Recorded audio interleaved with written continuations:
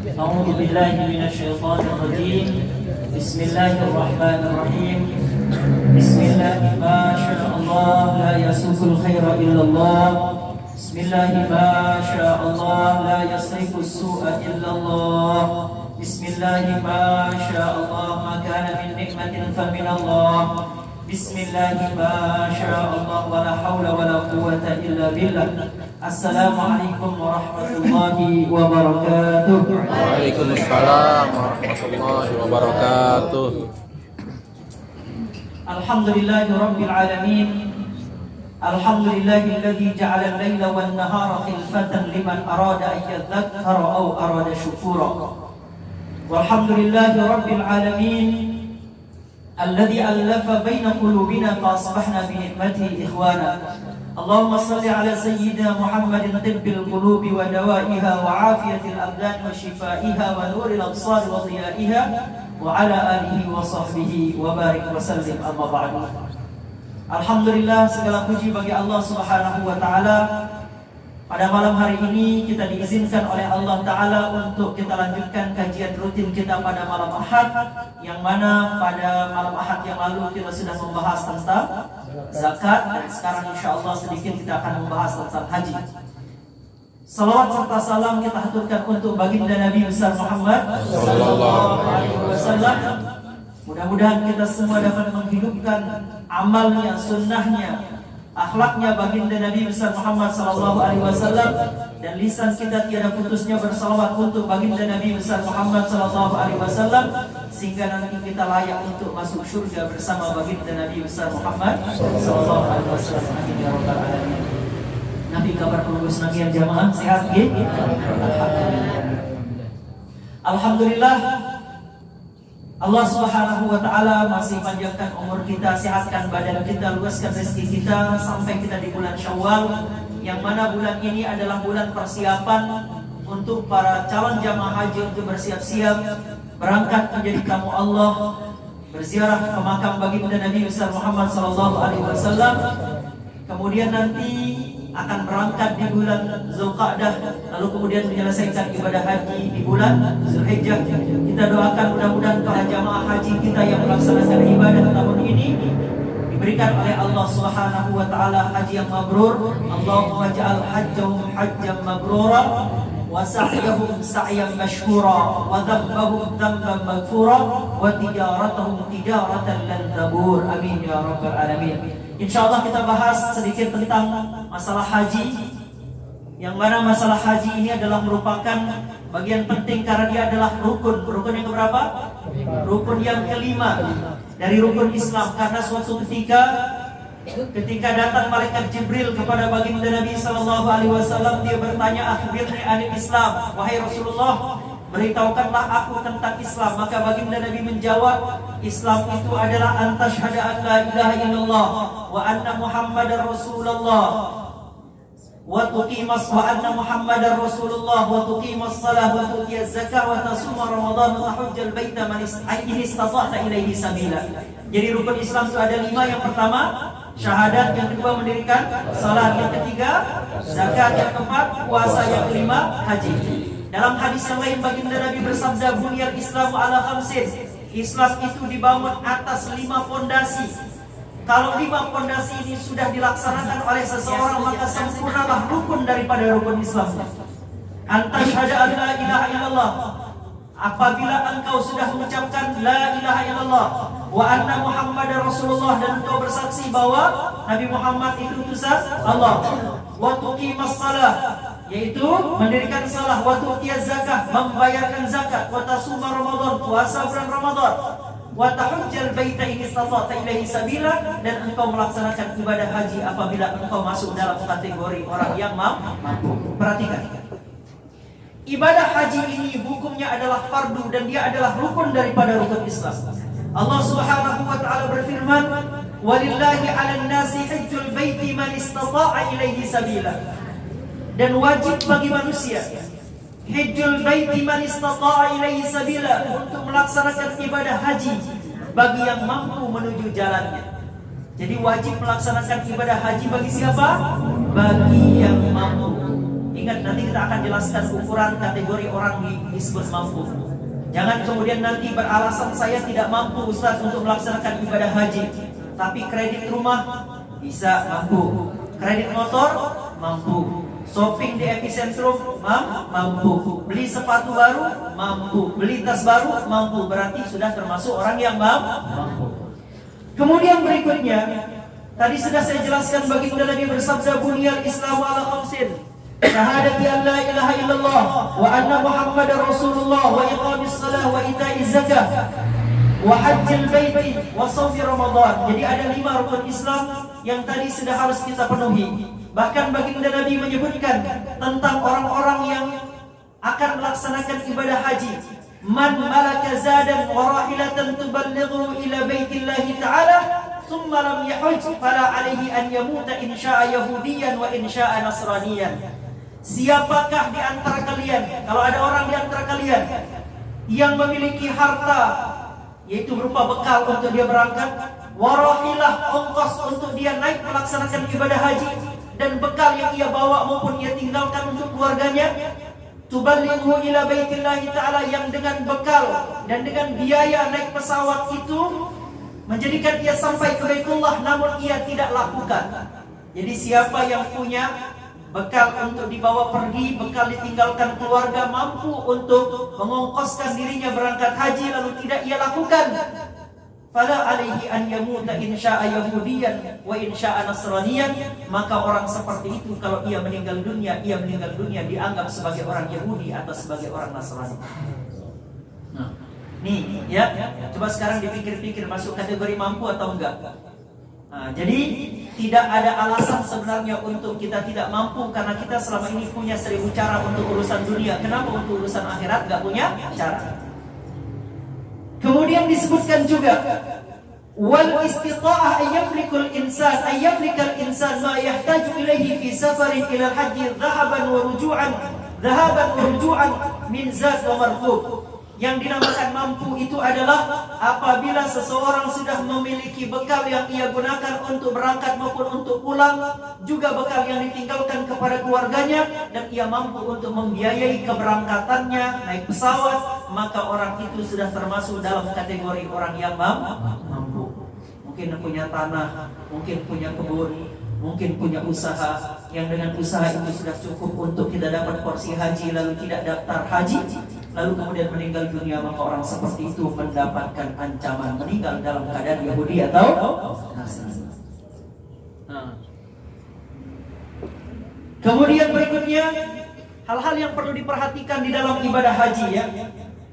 Sesuai dengan hadis baginda Nabi sallallahu alaihi wasallam, innal hajja yahdimu ma qablahu minadh-dhunub.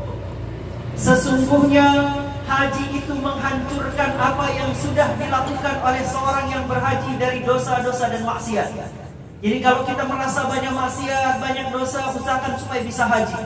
Kenapa? Karena dengan berhaji itu akan menghancurkan dosa-dosa kita. Bahkan dalam hadisnya baginda Nabi bersabda, man hajja falam yarfus walam yafsuq kharaja min dhunubihi kayaumin waladathu ummuh. Siapa yang pergi melaksanakan ibadah haji, lam yarfus walam yafsuq, dia tidak mengucapkan kata-kata kotor, walam yafsuq, dan dia tidak melakukan amal kefasikan, kata-kata yang jelek, gosip, ghibah. Udah pergi haji masa masih menggosip ya? Ini kadang-kadang ibu-ibu suka begitu, naik pesawat, dari pesawat tuh gosip. Gosipin apa? Gosipin hijab temannya kah? Atau gosipin kacamata temannya kah? Atau apalah. Nah, ini hindari. Jadi orang yang melaksanakan ibadah haji itu lebih baik diam. Faliyaqul khairan aw liyasmut. Lebih baik berkata yang baik, atau kalau nggak bisa udah diam aja. Nggak usah nanggepin apa-apa. Nggak usah melayani orang yang bergosip. Kenapa? Karena siapa yang berhaji ia mampu menjaga dirinya dari mengucapkan ucapan yang kotor atau menjaga diri dari ucapan yang sia-sia, maka orang itu nanti selesai dari hajinya, dia seperti orang yang dilahirkan oleh ibunya, diampuni dosanya oleh Allah Ta'ala. Itu janji Allah bagi orang yang berhaji. Kemudian baginda Nabi bersabda, al-umratu ilal umrati kafaratun lima bainahuma wal hajjul mabrur laisa lahu jazaa'un illal jannah. Di antara dua umroh, orang yang udah umroh lagi, maka kalau ia membuat dosa di antara kedua umroh, maka itu akan terhapuskan karena dosa di antara dua umrah dihapuskan oleh umrah berikutnya. Wal hajjul mabrur laisa lahu jazaa'un illa al-jannah. Haji yang mabrur itu tidak ada balasannya kecuali Allah berikan ia surga. Jadi orang kalau udah dapat haji mabrur, maka ia akan masuk ke dalam surganya Allah Subhanahu wa taala. Nah, nanti Ustaz cerita, ini ada satu kisah di mana salah seorang ulama bernama Abdullah ibnu Mubarak. Siapa nama ulamanya? Abdullah ibnu Mubarak. Selain beliau adalah salah seorang ulama, beliau itu juga adalah seorang wali Allah Subhanahu wa taala. Suatu ketika, itu di musim haji seperti saat ini, itu orang melaksanakan ibadah haji, banyak banget manusia. Kalau sekarang udah berjuta-juta manusia, kalau dulu beribu-ribu manusia datang berbondong-bondong, min kulli fajjin amik. Dia datang dari desa, dari pelosok, dari banyak arah. Ada yang berkendaraan, ada yang naik kapal laut, ada yang naik unta, ada yang naik kuda.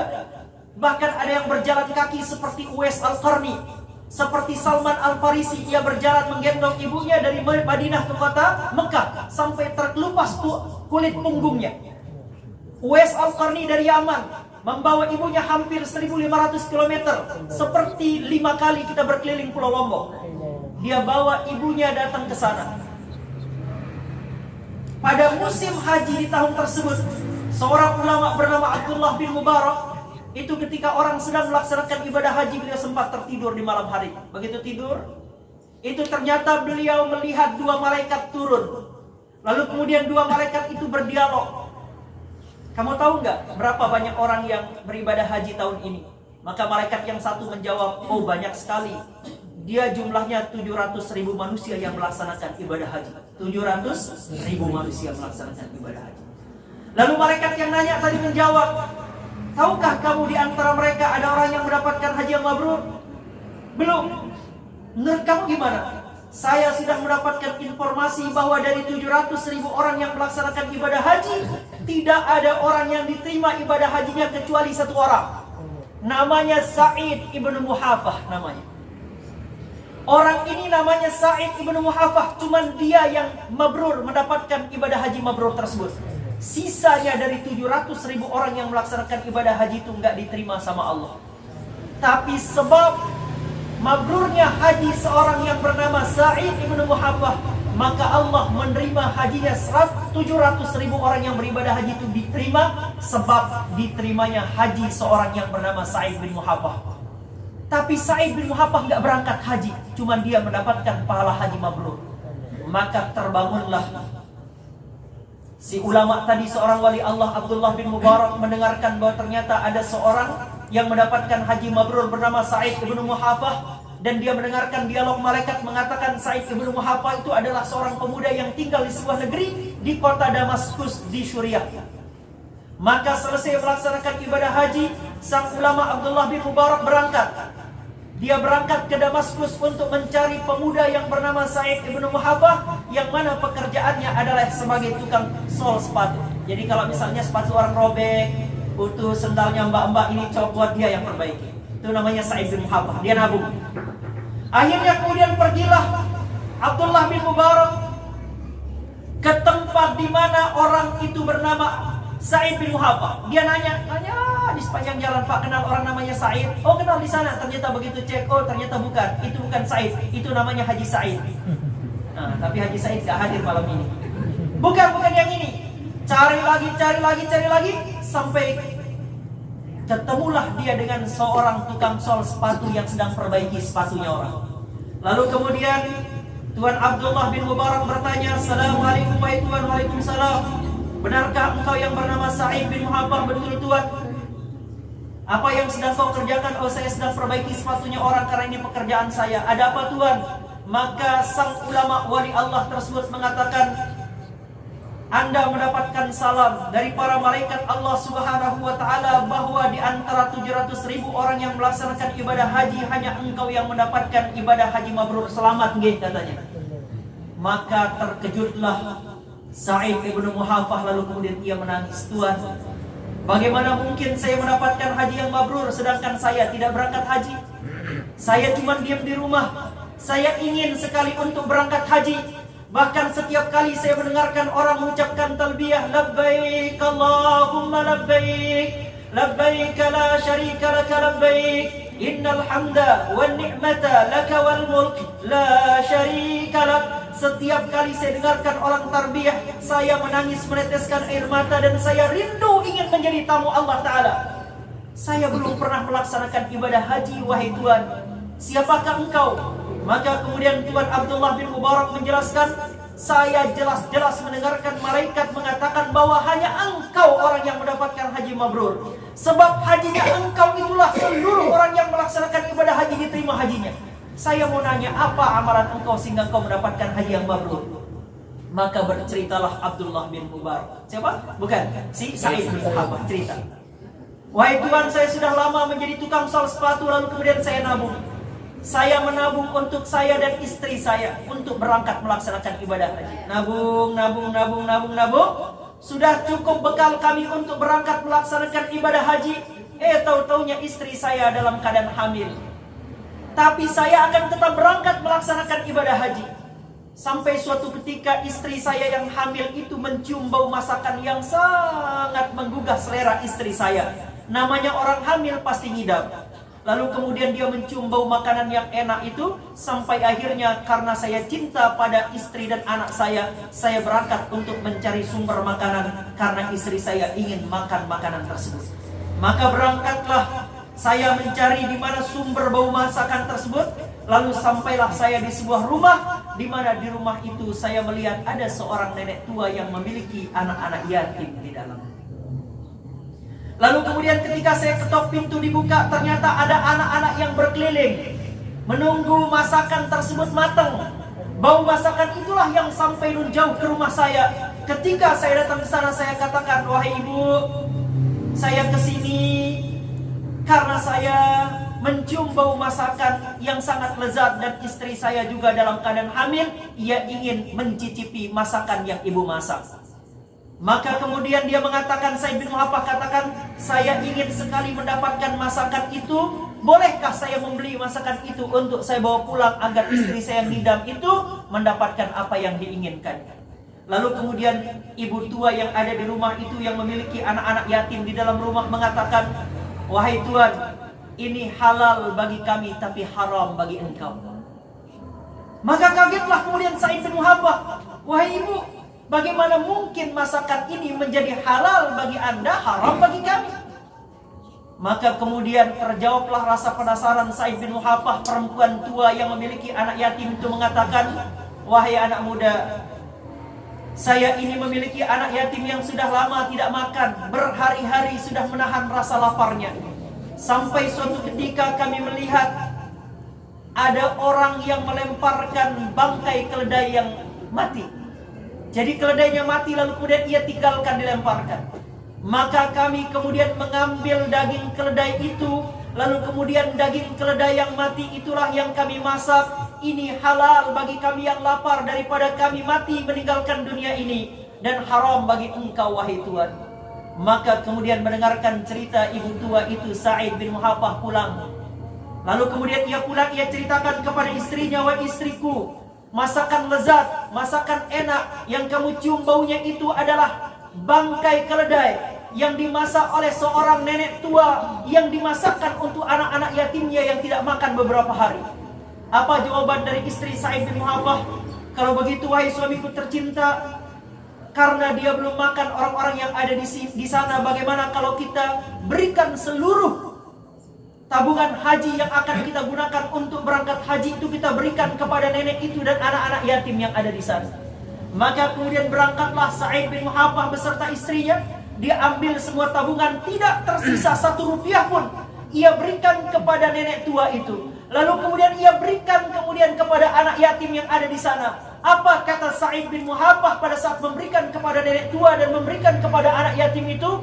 Ya Allah, ya Rabb, di sini Ka'bahku ya Allah, di sini Mekahku ya Allah. Labbaik Allahumma labbaik, labbaik la syarika laka labbaik, innal hamda wan ni'mata laka wal mulk la syarika lak. Ya Allah, ini Ka'bahku, ini Mekahku, ini hajiku ya Allah. Maka kemudian diberikanlah dana haji itu kepada orang yang tidak mendapatkan makanan. Maka setelah saat itu pulanglah Sa'id ibnu Muhaffah ke rumahnya, sampai akhirnya kemudian Abdullah ibnu Mubarak sang wali Allah bermimpi malaikat turun menyampaikan kabar gembira. Hanya satu manusia saja yang diterima hajinya. Siapa? Sa'id ibnu Muhaffah. Haji gak dia? Tidak haji. Tapi ia mendapatkan haji yang mabrur. Maka akhirnya sang wali Allah Abdullah bin Mubarak mengatakan, pantas hanya engkau yang diterima hajinya oleh Allah. Dan dengan sebab engkaulah 700.000 orang yang melaksanakan ibadah haji mendapatkan penerimaan hajinya karena barokah dari haji atau dana haji yang disumbangkan oleh Sa'id ibnu Muhaffah. Nah, bayangkan ya. Jadi haji itu tidak serta-merta. Kadang-kadang kita berangkat umroh, berangkat haji berkali-kali, tapi kita lupa tetangga kanan dan kiri. Maka oleh karena itulah kenapa haji diletakkan sebagai rukun terakhir. Agar apa? Agar kita terbiasa melihat tetangga kiri kanan. Ada yang dapat makan nggak? Ada yang lapar nggak? Kalau masih ada tetangga kita yang miskin, anaknya belum bisa bayar sekolah, maka di sanalah kita berhaji. Berikan mereka bantuan. Insya Allah kita akan sama seperti Sa'id ibnu Muhaffah. Tapi kalau udah tetangga, udah alhamdulillah, semua orang udah kita ini perhatikan, alhamdulillah gak ada yang lapar, kita bisa bantu orang, maka kemudian kita bisa mendaftar untuk melaksanakan ibadah haji. Kemudian perhatikan berikutnya, hal-hal yang penting untuk kita lakukan pada saat kita melaksanakan ibadah haji. Wa yanbaghi lil hajj idza wasala ila haramillah wa baladihi al-haram al-amin Makkah al-musharrafah zadallahu syarafa ay yakuna mumtali al-qalbi bi ta'dhimillahi wa ijlalih. Hendaknya orang yang melaksanakan ibadah haji, ketika ia berangkat lalu kemudian ia sampai di tanah haram, ia sampai di Ka'bah Baitullah, sudah di tanah haram ya, di Makkah Al-Mukarramah, maka hendaknya pada saat itu ia mengisi qalbunya dengan mengagungkan dan membesarkan Allah, lalu kemudian ia isi qalbunya dengan menjadikan dirinya hina di hadapan Allah. Paham maksudnya? Kadang-kadang kita lupa menghinakan diri kepada Allah. Yang kaya masih membawa kesombongan terhadap kekayaannya. Yang jadi pejabat ketika datang berangkat haji masih membawa kesombongan akan jabatannya. Maka ketika kita berhaji, tinggalkan semua kesombongan. Di sana yang ada adalah kerendahan diri di hadapan Allah. Allah yang boleh maha agung itu hanya siapa? Hanya Allah. Hanya Allah. Kemudian berikutnya, wa yanbaghi lahu ayyastaqsir jiddan min at-tawaf bil bait wa min as-salati 'indahu. Hendaknya orang yang melaksanakan ibadah haji itu memperbanyak melakukan tawaf. Ada tawaf yang dinamakan dengan tawaf apa namanya? Ada namanya tawaf rukun. Tawaf ibadah itu tawaf rukun. Ada namanya tawaf qudum. Ada namanya tawaf sunnah. Ada lagi namanya tawaf nazar. Ada lagi namanya tawaf wada. Itu macam-macam tawaf. Dianjurkan banyak melakukan tawaf pada saat kita berada di Ka'bah. Kemudian berikutnya,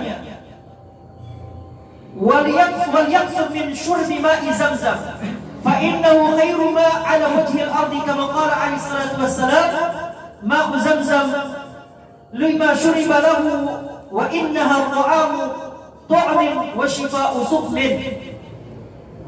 Dianjurkan kita untuk meminum air zam-zam sesering mungkin karena ia adalah makanan bagi orang yang butuh makanan dan dia juga adalah obat bagi orang yang sedang sakit. Jadi kalau kita nanti umroh haji, perbanyak minum air zam-zam dan baca ayat, baca apa yang bisa kita baca saat minum air zam-zam, karena ia dapat menghilangkan lapar dan dahaga dan dia juga dapat menyembuhkan penyakit yang menimpa kita. Ya, yakin dengan air zam-zam. Kemudian wa idza waqafa bi Arafat fal yuksir minal istighfar wa du'a. Apabila orang sudah melakukan wukuf di Arafah, maka hendaklah ia memperbanyak beristighfar dan dia memperbanyak untuk berdoa. Jadi kalau nanti kita wukuf di Arafah, jangan banyak gosip, jangan banyak main HP, video call sama keluarga, jangan. Apa yang kita perbanyak? Yang kita perbanyak adalah istighfar dan doa. Jadi yang kita lakukan, astagfirullah ya Allah, saya banyak dosa ya Allah, ampuni ya Allah, doa.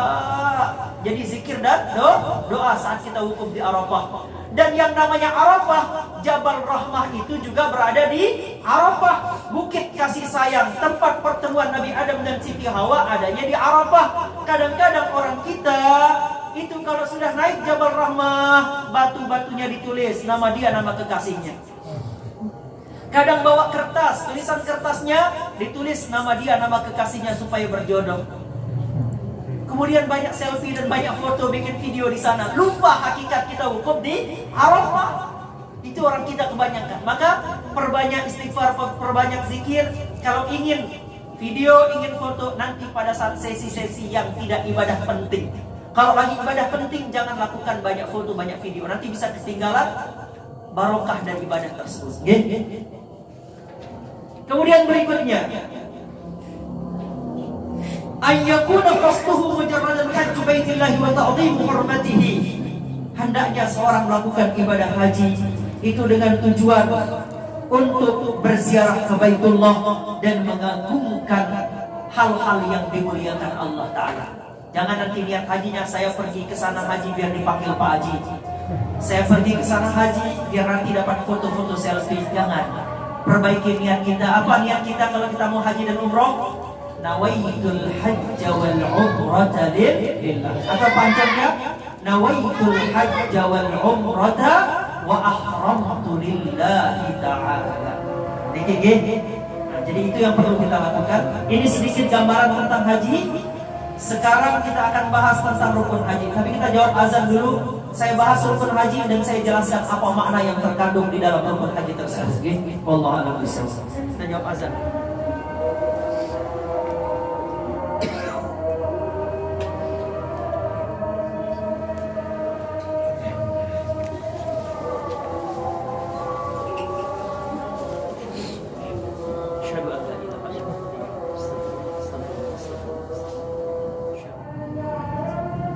Ada berapa rukun haji? Yang sudah berhaji masih ingat nggak? Hampir-hampir sama dengan umroh, tapi beda-beda sedikit. Apa yang nggak ada di umroh itu adanya di haji, kayak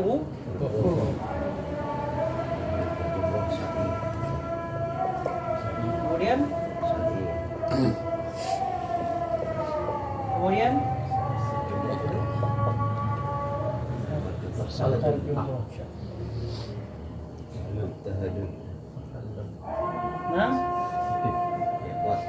Nah, lempar jumrah itu tadi nanti sunnah.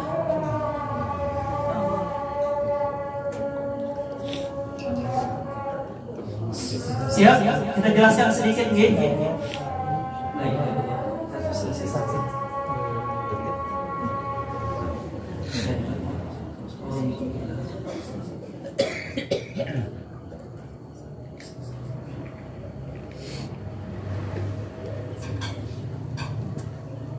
Jadi kita jelaskan sedikit tentang rukun haji ya. Rukun haji itu ada 6. Rukun haji yang pertama adalah ihram. Jadi kita menggunakan kain ihram itu kapan? Setelah kita mengambil miqat. Nanti miqat kita biasanya di Bir Ali, ya, orang Indonesia di Bir Ali. Karena banyak miqat ya, ada miqatnya Yalamlam, orang dari Yaman ngambilnya dia Yalamlam. Beda-beda ya miqatnya. Jadi miqat itu ada namanya miqat makani, tempat ngambil miqat, ada namanya miqat zamani, batas akhir boleh mengambil miqat. Kemudian yang tidak dapat mengambil miqat di bawah, dia boleh mengambil miqat itu di atas pesawat. Jadi pakai kain ihram di atas pesawat. Ketika dia melewati tempat mengambil miqat seperti Yalamlam. Kalau dia lewat di atas Yaman atau di jalur Yaman, maka dia mengikuti ngambil miqat seperti orang Yaman ngambil miqat. Tapi kalau dia datang dari Madinah, maka dia mengambil miqatnya orang Madinah, apa? Bir Ali. Ini ya terkait dengan miqat. Jadi bukan miqatnya yang rukun. Rukunnya adalah berihram, itu rukun. Kalau mengambil miqat itu adalah wajib, tapi bukan rukun. Kalau ada orang tidak mengambil miqat, maka dia kena dam. Paham? Nah, jadi kita harus memahami ihram. Yang pertama, ihram ini apa? Ihram ini adalah waktu di mana kita sudah harus berniat haji. Pada saat itulah kita pasang niat nawaitul hajja wal umrata wa ahramtu lillahi ta'ala. Lalu kemudian pada saat kita ihram, di sanalah kita menggunakan pakaian ihram, bagi laki-laki hanya ada 2 helai pakaian, yaitu yang di bawah dan yang di selempang. Itu 2 kain ihram. Syaratnya 2 kain ihram itu tidak boleh mengandung jahitan, tidak boleh berjahit. Dan laki-laki juga tidak boleh menggunakan penutup kepala. Jangan karena di rumah sering pakai kopiah, maka berangkat ihram, saya kopiah saja. Gak bisa, karena yang boleh tertutup hanya dengan 2 kain saja. Jadi tidak boleh penutup kepala, tidak boleh penutup tangan, sarung tangan, gak boleh juga penutup kaki dengan kaos kaki. Paham? Yang hanya boleh adalah 2 kain yang tidak berjahit. Dan pada saat itu laki-laki gak boleh pakai celana dalam juga, ya. Berbeda dengan perempuan. Kalau perempuan dia boleh menggunakan pakaian yang menutup aurat. Tapi dengan syarat, ada syaratnya bagi laki-laki dan perempuan. Tidak boleh setelah ia menggunakan kain ihram, lalu kemudian ia melakukan yang membatalkan ihramnya. Apa di antara yang membatalkan ihram? Yang membatalkan ihramnya, kalau dia melanggar maka dia harus mengambil miqat atau dia juga harus membayar dam. Apa? Pertama, potong kuku. Gak boleh potong rambut atau membereskan kumis kalau sudah pakai kain ihram. Kemudian apalagi yang tidak boleh dilakukan? Menggunakan wangi-wangian. Pakai sabun, lebih baik jangan dipakai. Pakai sampo, mandi pakai sampo nggak boleh. Sikat gigi pakai pasta gigi ada wanginya nggak? Ada. Supaya kita tidak masuk dalam syubhat meskipun khilaf di antaranya, udah gak usah pakai aja. Kalau sudah pakai kain ihram, jangan pakai wangi-wangian. Kalau sudah pakai kain ihram. Nah, ini paham dulu ya. Itu terkait dengan ihram. Apa makna dari kita menggunakan kain ihram? Makna dari menggunakan kain ihram itu adalah kita sedang diajak oleh Allah Ta'ala untuk mengingat kembali proses pada saat kita baru dilahirkan. Jadi pada saat kita baru dilahirkan, kita ini adalah orang yang putih, tidak memiliki dosa dan kesalahan. Maka orang yang ihram itu seumpama orang atau bayi yang baru dilahirkan dari kandungan ibunya. Dia memutihkan dirinya pada saat melaksanakan ihram. Makanya ihram itu dinamakan dengan ihram, diambil dari kata haram, yang artinya haramlah pada saat itu ia melakukan segala sesuatu yang membatalkan ihram. Paham? Suatu yang boleh aja nggak boleh dikerjakan, apalagi yang nggak boleh. Yang haram aja, yang halal aja nggak boleh, apalagi yang haram. Maka sudah pakai kain ihram, sadarlah bahwa kita sekarang sedang menuju pendidikan Allah Ta'ala. Lalu kemudian setelah kita menggunakan kain ihram, kita nanti akan berkumpul di padang Arafah. Namanya wukuf di Arafah. Nih semua pakai kain ihram. Jadi pakai kain putih. Lalu kita wukuf di Arafah. Arafah ini adalah gambaran padang mahsyar. Contoh sederhana di padang mahsyar. Allah ingin mengingatkan kita dengan haji ini 5 perkara. Proses hidup kita dari alam ruh, kemudian kita masuk ke dalam janin, kemudian hidup di alam dunia, kemudian masuk ke alam kubur, kemudian masuk ke alam akhirat, di mana di alam akhirat itu ada yang dinamakan dengan padang mahsyar. Maka wukuf di Arafah dengan pakaian serba putih ini menggambarkan seperti itulah keadaan kita nanti ketika kita dibangkitkan dari kubur. Ketika terjadi kiamat, semua manusia akan dihisab di satu tempat yang dinamakan dengan padang mahsyar. Paham ya? Jadi kita sedang belajar. Kita belajar apa? Belajar latihan untuk memasuki padang mahsyar. Jadi kayak misalnya BNPB atau tim SAR, sebelum dia turun lapangan latihan dulu nggak? Ya. Latihan dulu. Maka kita sebelum masuk ke alam akhirat, maka ibadah haji adalah ibadah latihan sebelum kita masuk ke dalam akhirat. Jadi ini adalah ibadah pendidikan, persiapan untuk kita memasuki alam keabadian. Seperti itulah sedikit gambaran pada saat nanti kita akan masuk ke dalam akhirat. Di padang Arafah panas nggak? Panas. Di sana kita semua berada di satu padang yang kita berkumpul di sana dengan segala macam keterbatasan kita. Itu baru di dunia. Nanti kalau sudah di padang mahsyarnya akhirat, yaitu di padang mahsyar sana, maka kita nanti tidak akan bisa meminta tolong kepada siapapun. Jadi wukuf di Arafah itu gambaran kita nanti akan dibangkitkan di padang mahsyar. Selanjutnya ada tawaf yang dinamakan dengan tawaf ibadah. Tawaf apa namanya? Tawaf ibadah ini biasa disebut dengan tawaf rukun. Tawaf ibadah adalah tawaf rukun, di mana kita berkeliling Ka'bah sebanyak 7 kali, dianjurkan ketika kita berkeliling Ka'bah pada putaran 1 dan 3 kita mempercepat langkah. Putaran 1 dan 3 kita mempercepat langkah. 1, 2, 3 percepat. Tapi 4, 5, 6 dan 7 kita boleh berjalan seperti berjalan orang biasa. Paham? Dan kita tawaf jangan kebalik searah jarum jam. Tapi kita berlawanan dengan arah jarum jam. Jadi tawaf itu berlawanan dengan arah jarum jam, jangan ke arah jarum jam. Kita ikuti yang di sana. Dari mana kita mulai? Dari Hajar Aswad. Jadi pada saat itu kita istilam, namanya istilam, melambaikan tangan, lalu kemudian baru kita mulai 7 putar berakhir juga di sana. Itu tawaf ibadah. Kenapa? Apa rahasia dari ibadah tawaf? Perhatikan, sebelum kita dilahirkan ke dunia, pada saat kita berada di alam janin, pada saat kita berada di dalam kandungan ibu kita, calon bayi yang akan menjadi bayi itu mengalami proses tawaf di dalam rahim ibunya. Jadi manusia itu tawaf di dalam perut ibunya, tawaf. Seperti inilah proses orang manusia tawaf di dalam perut ibunya sebelum ia benar-benar menjadi manusia. Jadi kita sudah pernah tawaf di dalam perut ibu kita. Sehingga ketika kita lahir ke dunia, Allah ingatkan kita kembali, "Hei manusia, aku beri engkau pelajaran di dalam ibadah haji agar engkau ingat bahwa sesungguhnya di dalam perut ibumu engkau pun bertawaf dan engkau menjadikan aku sebagai pusat orbit kehidupan engkau." Maka Allah Ta'ala ingin mengembalikan kita untuk mengingat segala peristiwa kehidupan kita. Alam semesta ini tawaf nggak? Ada matahari di tengah, lalu kemudian planet-planet ini mengitari matahari sebagai pusat orbitnya, dia tawaf. Bahkan sel-sel dalam tubuh kita yang ada dalam tubuh kita ini tawaf, bergerak setiap hari. Ya, dia bergerak dalam tubuh kita melakukan tawaf. Maka ibadah tawaf itu adalah ibadah rutinitas yang terjadi dalam seluruh elemen kehidupan manusia. Kita sekarang ada berapa hari? Ada berapa lapis langit? 7. Ada berapa lapis bumi? 7. Ada 7 hari, 7 lapis langit, 7 lapis bumi. Berapa kali kita tawaf? 7. Dan setiap hari kita sebenarnya melakukan tawaf. Apa tawaf kita? Dari hari Ahad, Senin, Selasa, Rabu, Kamis, Jumat, Sabtu. Balik lagi kemana?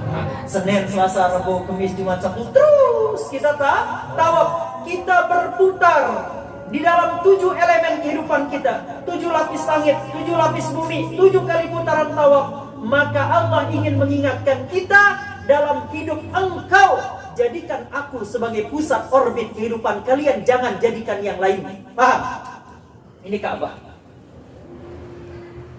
Saya nggak bisa ya gambar, tapi gambaran gini ya. Orang ini ya, tawaf di sini, orang tawaf di sini. Ini adalah pusat orbit ibadah haji. Pusat putaran ibadah haji. Muter di luar ini nggak boleh, harus muter di sini. Ya nggak? Berputar di sini, mengelilingi ini, putar ke sini, menjadikan Ka'bah sebagai pusat orbit kehidupan, dan Ka'bah dinamakan dengan Baitullah, rumah energinya Allah, di mana Allah meletakkan maghfirah, di mana Allah meletakkan rahmah, di mana Allah meletakkan barakah. Semuanya Allah pusatkan, keberkahan yang ada di bumi ini adanya di Ka'bah. Maka kita berputar mengelilingi energinya Allah Subhanahu wa Ta'ala. Paham?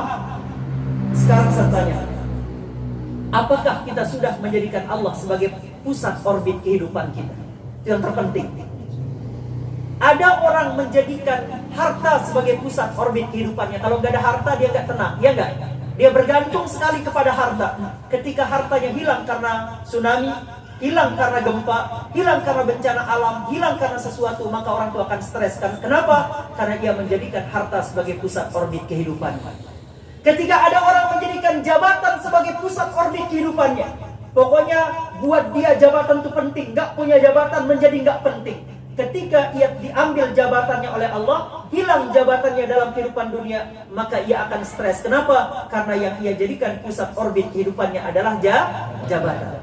Ketika ada orang yang menjadikan pusat orbit kehidupannya adalah dunia, dunia ini fana apa tidak? Dunia ini abadi apa enggak?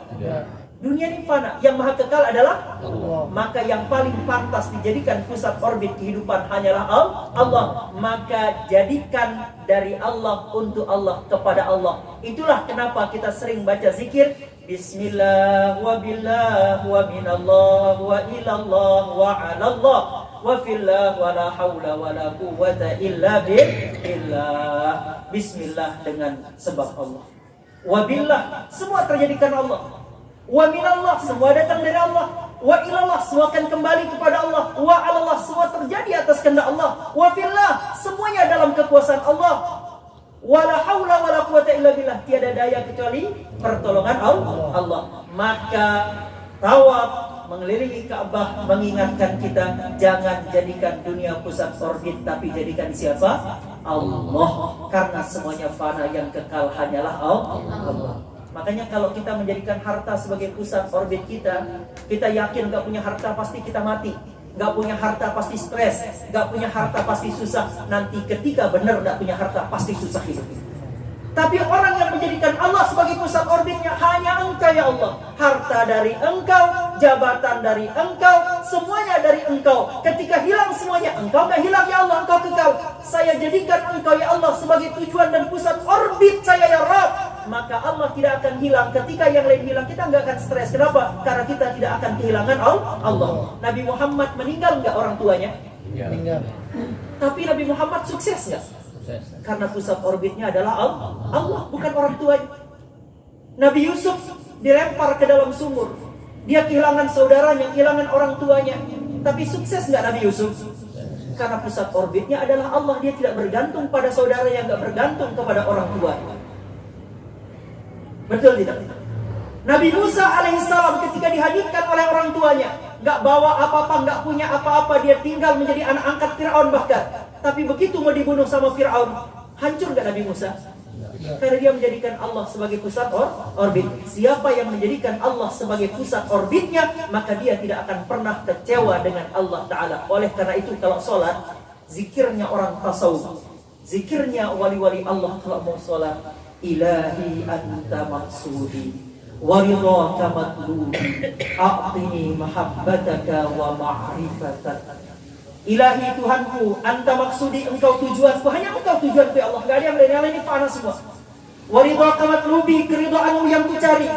A'tini mahabbataka wa ma'rifatak, berikan kepadaku cinta dan ma'rifat kepadamu ya Allah. Nah, itu doa kita sebelum kita sholat. Maka ingat pelajaran tawaf itu pelajaran apa? Agar kita dari Allah untuk Allah.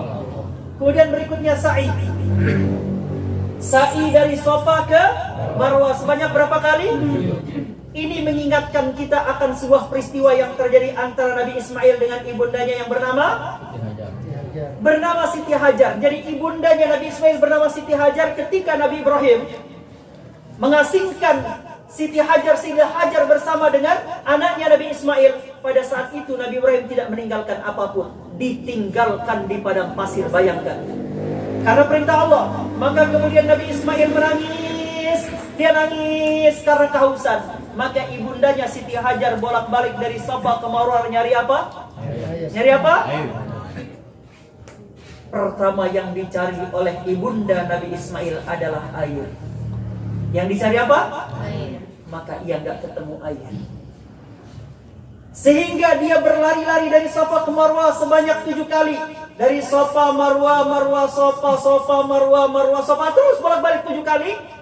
Maka karena ia mencari air, Allah tidak pertemukan dia dengan air. Tapi terakhir barulah dia ingat, astagfirullah, harusnya saya bukan nyari air, tapi nyari siapa? Nyari Allah. Maka ketika dia berusaha mencari Allah, maka Allah berikan keajaiban. Air yang dia cari-cari itu Allah munculkan di bawah tumitnya Nabi Ismail. Ketika Nabi Ismail kecil menangis, maka kemudian tumit Nabi Ismail itu memukul ke tanah. Maka dari pukulan tumitnya Nabi Ismail itu muncullah air yang tiada berakhir, namanya air. Itulah namanya air Zam-Zam, air yang mengalir tidak akan berhenti. Makanya dinamakan dengan Zam-Zam. Setelah ibunya Nabi Ismail mencari siapa? Mencari siapa? Orang yang nyari harta, dia nggak akan pernah dapat keberkahan harta. Dengerin. Orang yang nyari jabatan, dia nggak akan pernah dapat berkah jabatan. Orang yang nyari dunia, dia nggak akan pernah dapat berkah dunia. Tapi apa yang kita cari? Yang kita cari Allah. Kalau udah dapat Allah, kalau udah dapat dekat dengan Allah, Allah, sudah dapat makrifat Allah. Kalau diberi harta, harta pasti barokah. Kalau diberi pangkat jabatan pasti barokah. Kalau diberi dunia oleh Allah, pasti dunianya orang itu akan barokah. Kenapa? Karena yang dia cari pada dasarnya adalah siapa? Allah. Makanya kenapa kalau keluar rumah pertama kali kita ucapkan apa? Bismillah, tawakkaltu 'ala Allah, wala haula wala quwata illa billah. Keluar bekerja, keluar ke kantor, keluar nyari harta, jangan niatkan cari harta, jangan niatkan cari nafkah, tapi ya Allah, saya cari Engkau ya Allah agar mendapatkan apa yang Engkau ciptakan ya Allah. Kita kadang-kadang mau kemana Pak? Cari duit dulu biar bisa beli sebongkah berlian. Salah, nyari siapa? Mau kemana Pak? Nyari Allah dulu, karena Allah yang punya rezeki. Coba berubah jawaban kita dari sekarang. Siap? Siap. Mau kemana? Nyari Allah. Loh kenapa nyari Allah? Karena Allah yang punya rezeki. Kalau kita nyari rezeki belum tentu yang punya ketemu sama yang punya rezeki. Tapi kalau udah nyari yang punya rezeki, yang punya dunia, pasti ketemu dengan apa yang diciptakannya. Setuju? Setuju. Oke, berarti udah belajar nih, dapat nih kan? Tahallul. Berikutnya tahallul. Tahu namanya tahallul? Tahallul itu potong rambut. Bagi laki-laki minimal 3. Boleh gundul laki-laki, tapi perempuan jangan gundul. Perempuan dikit perempuan, potong dikit. Itu kalau perempuan, sunnahnya sedikit. Kalau laki sunnahnya gundul, tapi minimal 3 bulan. Apa makna dari tahallul? Makna dari tahallul itu adalah setelah melaksanakan ibadah. Ihram itu tahu nggak? Kita bagaikan bayi dilahirkan dan kita diajarkan Allah untuk mengingat bahwa kita besok tidak akan membawa apa-apa kepada mahsyar. Kita nggak akan bawa harta, nggak bawa pangkat jabatan. Semua manusia di padang mahsyar akan sama. Telanjang kaki bertelanjang bulat di bawah terik matahari, semua sama di padang mahsyar. Maka orang yang belajar dari ihram kemudian meningkat belajar wukuf di Arafah, oh ternyata seperti ini rasanya ketika kita nanti berada di padang mahsyar. Lalu kemudian ia yakin ketika tawaf, ya Allah ternyata hanya Engkau pusat orbit kehidupan di dunia dan di akhirat, hanya Engkau yang dibutuhkan ya Allah. Lalu kemudian ia sa'i, ternyata nggak boleh nyari selain Allah, cari Allah dulu maka yang lain akan kita dapatkan. Jangan cari makhluk baru cari Allah, tapi cari Khalik baru dapat makhluk. Maka orang seperti itu layak untuk tahallul. Tahu artinya tahallul? Tahallul itu memotong rambut, simbol dari mengosongkan pikiran kita daripada selain Allah. Udah kosongin semua pikiran harta, pikiran apa, dalam artian apa? Allah dulu baru yang lain akan datang. Kalau Allah sudah memberi ilham, Ustaz, kamu sekarang udah harus jadi pejabat. Bisa. Kok saya mimpi begini? Berarti Allah ingin saya jadi pejabat. Jangan keinginan kita dahulukan di atas keinginan Allah. Maka orang yang tahallul adalah orang yang mendahulukan keinginan Allah daripada keinginan dirinya. Yang terakhir adalah tertib. Kalau namanya tertib, mendahulukan yang dahulu, membelakangkan yang belakang. Jangan dicampur aduk. Tawaf dulu baru wukuf. Nah, kebalik, atau sa'i dulu baru ihram. Salah. Tapi ikuti aturan dulu. Ya, paham sampai di sini?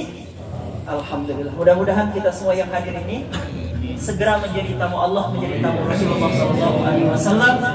Dan hal yang terpenting juga tadi belum saya ingatkan, sangat penting tadi disebutkan di dalam kitab adalah jangan sampai tidak berziarah ke makam baginda Nabi SAW. Karena berziarah ke makam baginda Nabi SAW adalah merupakan amal yang sangat dianjurkan. Kenapa? Sangat dianjurkan karena berziarah ke makam baginda Nabi SAW sebagaimana disebutkan oleh baginda Nabi, man hajja wa lam yazurni faqad jafani. Siapa yang melakukan haji tapi ia tidak berkunjung kepadaku, maka ia telah menghancurkanku, sabda baginda Nabi. Nah, ini dengerin. Kadang-kadang orang malas berangkat ke Madinah, ya enggak? Tapi perhatikan, siapa yang melakukan haji tapi enggak berkunjung kepadaku, maka dia telah menghancurkanku. Wa man zarani maitan faka'annama zarani hayya. Siapa yang berkunjung ke makamku dalam keadaan aku telah tiada, sungguh ia telah berziarah kepadaku seperti dalam keadaan aku hidup, kata Rasulullah. Nah, jadi kalau nanti ibadah haji, ibadah umroh, sempat-sempatin untuk ziarah ke makam Nabi. Apa yang kita ucapkan di makam Nabi? Assalamualaikum ya Sayyidi ya Rasulullah. Assalamualaikum ya Habibi ya Rasulullah. Kenapa Assalamualaikum? Ka itu artinya engkau, berarti dia ada di hadapan kita. Jangan katakan dalam hati kita Rasulullah dah mati, jangan. karena Rasulullah di dalam kuburnya disebutkan dalam satu hadis, sungguh aku benar-benar hidup di dalam kuburku, kata Rasulullah. Maka kalau mengucapkan salam assalamualaikum, Rasul akan menjawab salamnya orang yang mengucapkan salam kepada baginda Nabi besar Muhammad sallallahu alaihi wasallam. Sampai di sini paham nih? Insyaallah nanti setelah kita sholat baru kita lanjutkan diskusi.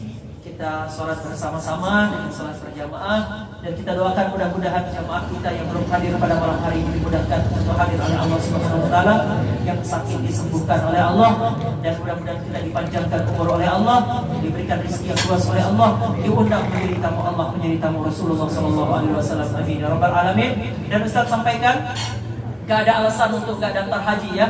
Jadi yang belum daftar haji, yang ingin mendapatkan kemudahan haji, ada caranya. Nanti insya Allah, kebetulan tadi pagi, Ustaz dari pagi sampai sore tadi, beberapa jadwal itu lebih banyak bicaranya tentang haji ya. Sampai malam hari ini juga bicara tentang haji. Nanti mudah-mudahan yang lain bisa daftar haji insya Allah dengan cara yang mudah, tanpa membebani diri kita, sehingga kita dinyatakan mampu oleh Allah Subhanahu wa taala. Aku qouli hadza, hadanallahu iyyakum ajma'in ila sabilil muhtadin. Assalamualaikum warahmatullahi wabarakatuh. Waalaikumsalam warahmatullahi wabarakatuh.